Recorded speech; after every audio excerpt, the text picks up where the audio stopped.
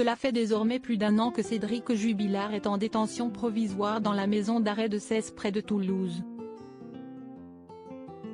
La justice a décidé de prolonger son séjour derrière les barreaux en attendant l'avancement de l'enquête, afin d'être certaine que celui qui est le suspect numéro 1 ne touche à aucune preuve, indice ou ne fasse de la subordination de témoins, notamment de son fils aîné Louis, témoin visuel de la dernière soirée de sa maman Delphine.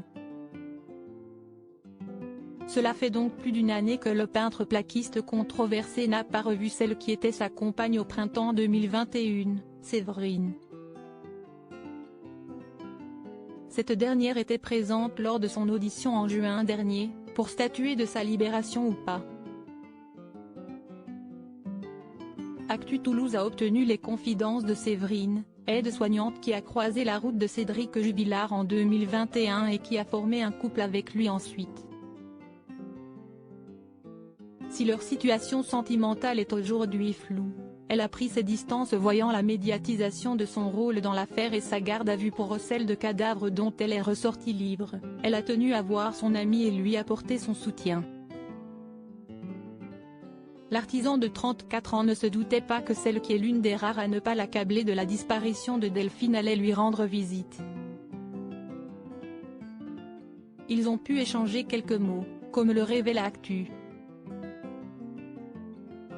Fr Séverine, il m'a dit qu'il était content de me voir, un je t'aime, m'a demandé si j'allais bien. Il m'a fait comprendre qu'il tient le coup. Il a l'air fatigué, un peu, mais je m'attendais à pire. Je lui ai dit qu'il avait la barbichette un peu longue, il m'a répondu qu'il n'avait pas de miroir.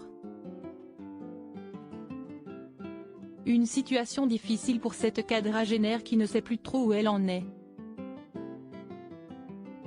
Présentée en premier lieu comme sa compagne, il semblerait que son statut soit désormais celui de proche soutien. Mais Actu Toulouse souligne l'intensité de leur regard échangé.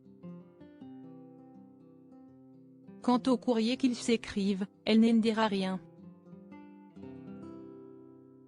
Pour le protéger et se protéger elle-même. Plus distante, elle ne suit pas moins la suite de l'enquête, espérant que le mystère sera élucidé, notamment pour les enfants Jubilard, Louis, 7 ans, et Elia, 3 ans. Cédric Jubilard reste présumé innocent des faits qui lui sont reprochés jusqu'au jugement définitif de cette affaire.